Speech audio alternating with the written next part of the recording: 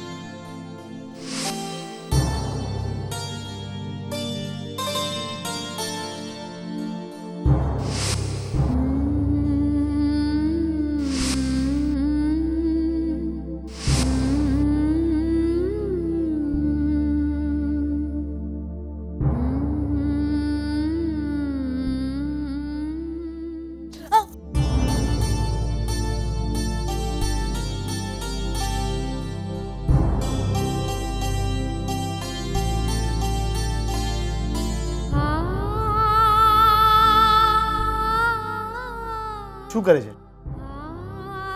દેખ જલ ગયા ના. ધ્યાન ક્યાં છે તારું?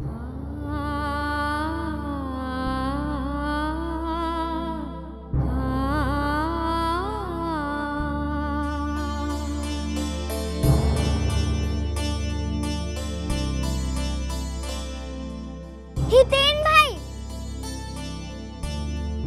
बाहर आओ। जब देखो तो काम से जी चुराने का मौका ढूंढते रहते हो।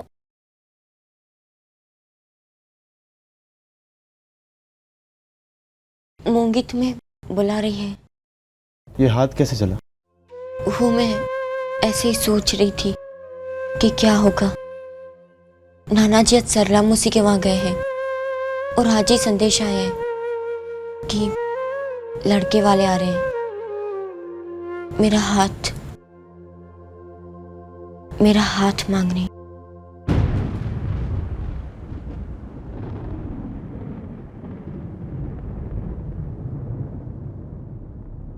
अरे आओ। आ रहा हूं मैं।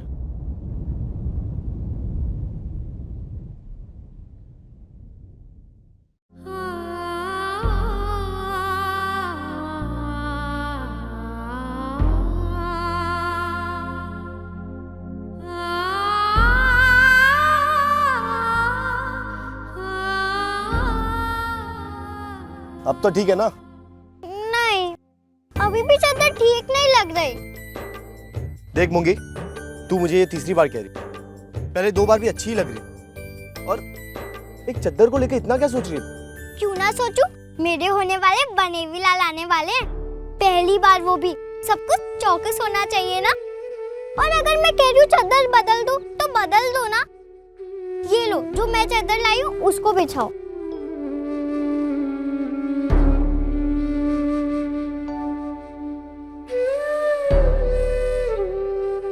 पकड़ो। समझ में नहीं आता है किसके बनेवी लाल इसकी बहन को देखने आ रहे हैं या इस चद्दर को। बड़बड़ाओ मत। और जब बनेवी लाल आएंगे तो उनकी सरबराह भी तुम्हें ही करनी है। नाना जी घर पर नहीं है, खीमी बहनें उनके सामने कुछ करने वाली नहीं है, तो सब कुछ हमें ही तो संभालना होगा। जय श्री कृष्ण हितेन भाई, आपने बुलाया? हाँ परशुराम काका, वो माधु काका को अचानक इनकी सरला मौसी के यहाँ जाना पड़ा। किसी का देहांत हो गया। सुबह से कोशिश कर रहे कि लड़के वालों को फोन करके बता दे, पर कोई फोन नहीं लग रहा उनका। माधु काका भी यहाँ नहीं है। सोचा कि कोई ना कोई तो बड़ा होना चाहिए लड़के वालों से बातचीत करने के लिए, उनका सत्कार करने के लिए। इसीलिए आपको बुला लिया परशुराम काका।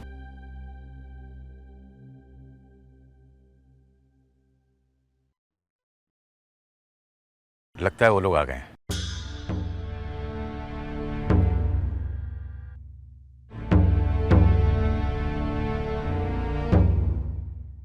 जय श्री कृष्ण।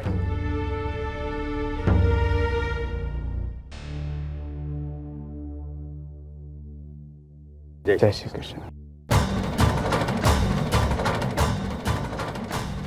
शंभू,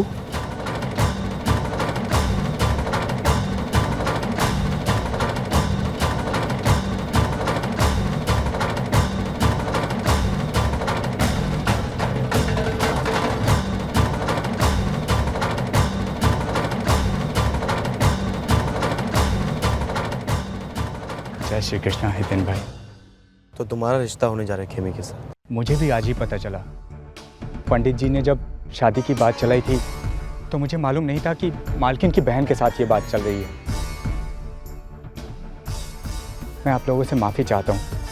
मैं ये रिश्ता नहीं कर सकता। जिस घर में नौकर हूँ उसी घर में मालकिन की बहन को नौकरानी नहीं बना सकता मैं। इसीलिए आप लोगों से मिलकर ये बात करना चाहता था। तुम इस रिश्ते के लिए ना मत कहो। ये रिश्ता माधव काका के लिए बहुत महत्व रखता है बेटा।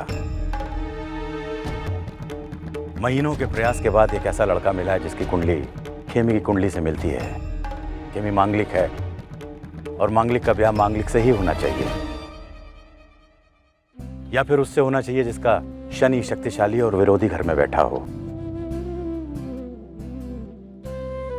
तुम अच्छा कमा लेते हो, अपने घर को अच्छी तरह से चला सकते हो, अपनी पत्नी को अच्छी तरह से रख सकते हो, और इस बात से कोई फर्क नहीं पड़ता बेटा कि कौन मालिक है और कौन नौकर। ये सब तो बेटा भाग का खेल है। वो सब तो ठीक है, पर मालिक वो क्या? अभी कोई फैसला मत लो शंभू। एक बार माधव काका को आ जाने दो, वो जाकर मालिक से बातचीत करेंगे। क्यों हितेन भाई? ये आप लोगों का निजी मामला है, मैं क्या कह सकता हूँ। पर अगर आप लोग और माधव काका इस रिश्ते के लिए तैयार हैं तो इसे रोकने का अधिकार किसी को नहीं। फिर भी मालिक से तो पूछना ही होगा ना। तुम दोनों बताओ, तुम लड़के लड़की को ये रिश्ता पसंद है कि नहीं?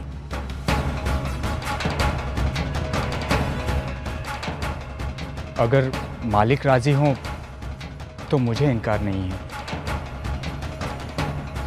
खेमी बेटा, तुझे तो ये रिश्ता पसंद है ना?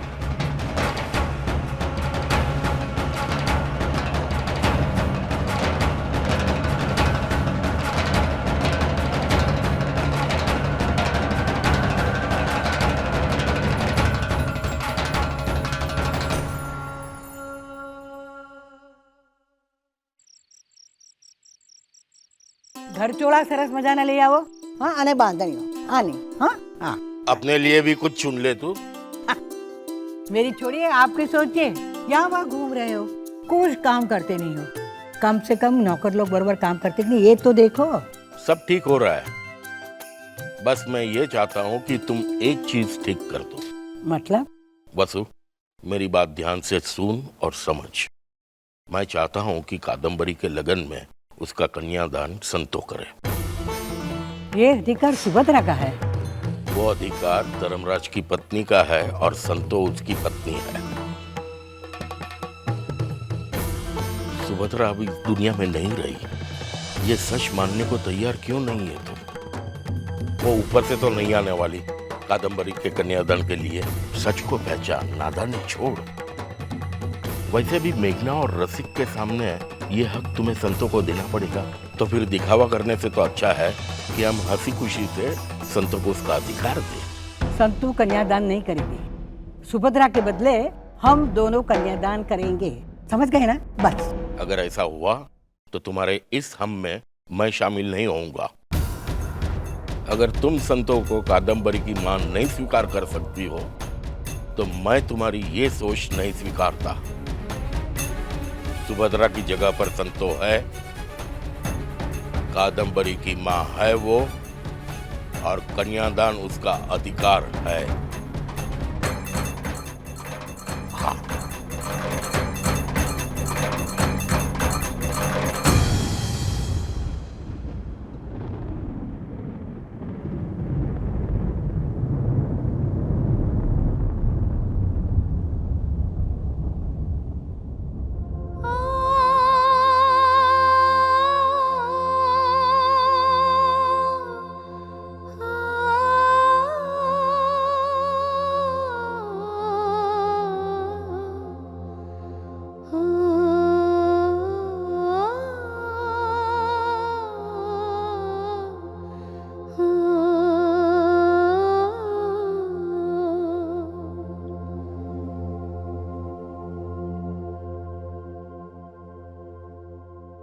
कुछ काम था? हाँ, अच्छा लगा कि तुमने मेरी बात मान ली। पर क्या सच में तुम शंभू से शादी करना चाहती हो? सोच लो किमी।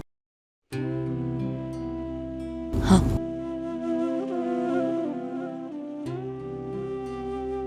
तुम्हारे इस जवाब पर तुम्हारी सारी जिंदगी निर्भर करती है। जानती हूँ कि लड़के में कोई बुराई नहीं है और नाना जी को भी मेरे लिए इससे अच्छा रिश्ता नहीं मिलेगा। सही कहा तुमने। शंभू को तो मैं भी जानता हूँ, अच्छा लड़का है। रही बात मेरे पिता और तुम्हारे मालिक की,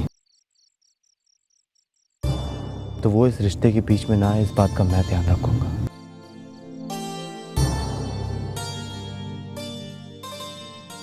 तुम्हारी शादी शंभू से ही होगी।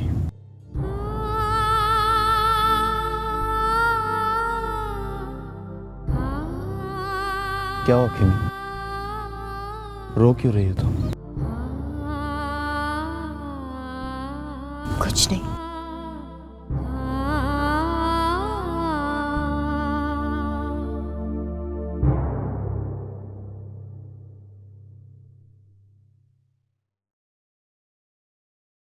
काश एक बार मना कर देती तुम किमी। मैं तुम्हारे मुंह से सुनना चाहता था कि तुम शंभू से शादी नहीं करना चाहती।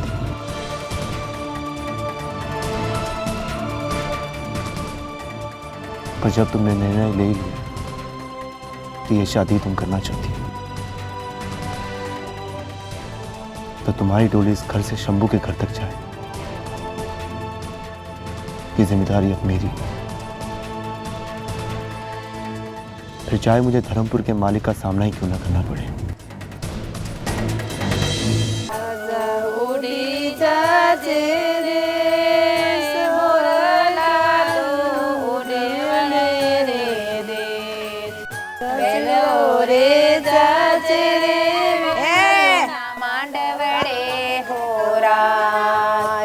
मुंह और हाथ दोनों चालू रखो।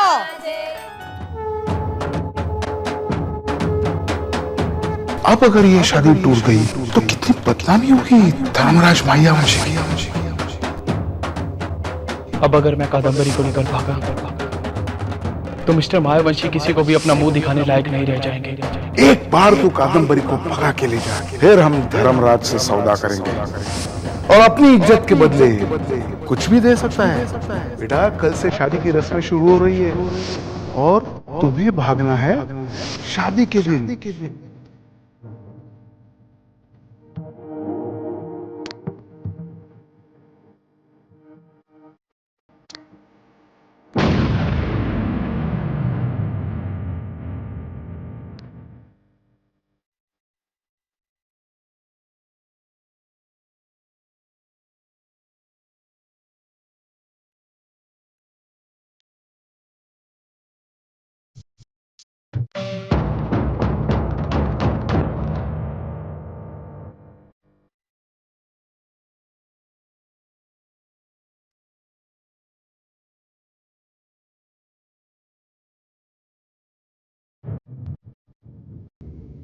मिलाई तुम संदीप से?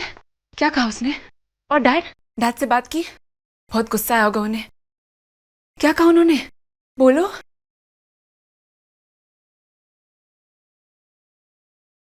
क्या बात है? तुम कुछ कहती क्यों नहीं?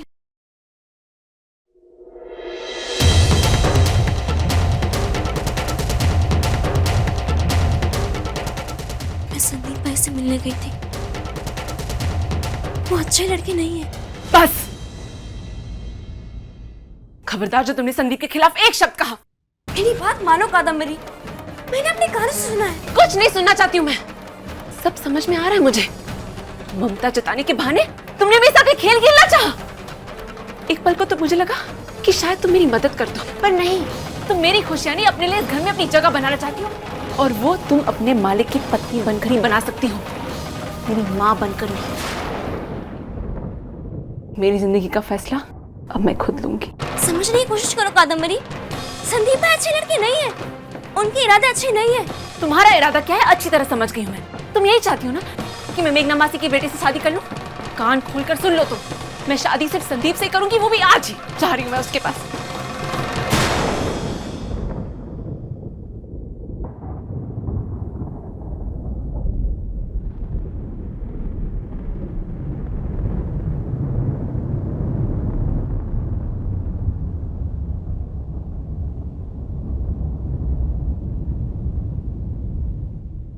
मैंने तुम्हें वचन दिया था कि मैं वही करूंगी जो तुम्हारी माँ करती। अगर आज वो यहाँ होती तो वो भी यही करती। मैं तुम्हें नहीं जाने दूंगी। भले ही उम्र में तुमसे छोटी हूँ, पर ओहदे में मैं तुमसे बड़ी हूँ। मैं तुम्हें कोई भी गलत कदम उठाने से रोकूंगी।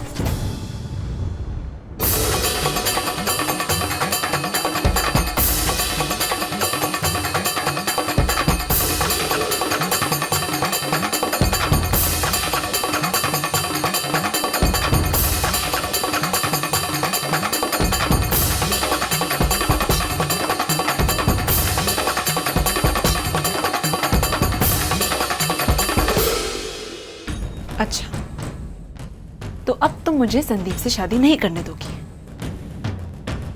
क्या हुआ, मां बनने का भूत उतर गया? कुछ भी समझो, और तुम्हारा लग्न अब सिर्फ डुग्गू भाई से ही होगा। अच्छा, अब तुम मुझे बताओगी मुझे शादी किसके साथ करनी चाहिए? तुम जैसे छोटे लोग उंगली पकड़कर सीधा सर पर सवार होना चाहते हैं, 1 मिनट में अपनी औकात भूल जाते हैं। तुम्हारी इस घर में हैसियत है ही क्या? मेरे पिता, तुम्हारे पति धर्मराज मायावंशी, उन्होंने इस घर के लिए कई चीजें लाकर रखी। कभी एक लैंप लेकर आए तो कभी एक सोफा। उसी तरह वो तुम्हें भी एक दिन इस घर में लेकर आए। तुम भी इस घर में केवल एक चीज हो, कुछ नहीं हो तुम, और तुम्हारा कोई अधिकार नहीं बनता मुझ पर। और आइंदा मुझ पर अपना अधिकार जमाने की कोशिश मत करना। जब मैं धर्मराज मायावंशी की बात नहीं सुनती, जिसकी बात पूरा धर्मपुर मानता है, तो मैं तुम्हारी बात क्या सुनूंगी? सच तो ये, मेरी बातें सुनकर तुम जरूर मेरी मदद के लिए तैयार हो गई थी, लेकिन अब तुम्हें डर लग रहा है। हिम्मत नहीं है तुम्हें किसी के सामने कहने की कि कादम्बरी जो कह रही है सही कह रही है। But it's okay. I don't care and I don't mind. लेकिन अब तुम मेरे रास्ते में नहीं आओगी, समझ गई तुम? हिंदी में कह रही हूँ, समझ जाओ। समझ रही हूँ, मैं जानती हूँ इस घर में मुझे एक चीज के सिवा और कुछ नहीं समझ आता, पर हर चीज अपना काम करती है। मालिक एक कंदील लाए थे, वो आज रात भी उजाला करती है ना। सोफा लाए थे, वो आज भी अपना काम करता है ना। जब एक निर्जीव चीज अपना काम कर सकती है, तो फिर मैं अपना काम क्यों नहीं कर सकती? मैं अपना काम जरूर करूंगी, वो करूंगी जो सुभद्रा बेन अगर आज होती तो करती। भूत में बर्बाद होने से बचाने के लिए कुछ भी करती, और मैं भी कुछ भी करूंगी। मैं तुम्हें भागने नहीं दूंगी, चाहे तुम मानो या ना मानो। संदीप भाई अच्छे लड़के नहीं है, वो अपने पिता के साथ मिलकर मालिक के खिलाफ षड्यंत्र रच रहे। तुम्हें हथियार बनाकर मालिक को चोट पहुंचाने के लिए। Just shut up and get lost. तुम्हें कुछ नहीं मिला तो तुम संदीप पर इल्जाम लगाओगी? कान खोलकर सुन लो तुम, मैं शादी सिर्फ संदीप से करूंगी। कोई नहीं रोक पाएगा मुझे। मैं रोकूंगी तुम्हें।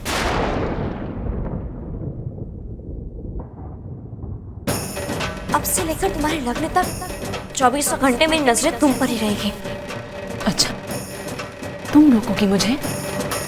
होती कौन हो तुम? संतो धर्मराज मायावंशी, तुम्हारी पिता की पत्नी। और याद रखना, पिता की पत्नी ओहदे से माँ होती है।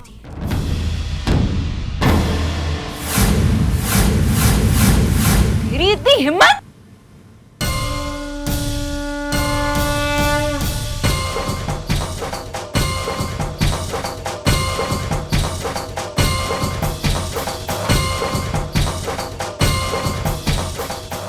अपनी माँ पर हाथ उठाने का पाप मैं तुम्हें नहीं करने दूंगी। बेटी का काम होता है माँ का हाथ पकड़कर उसके बताए हुए राह पर चलना, उस पर हाथ उठाकर उसे राह दिखाना नहीं।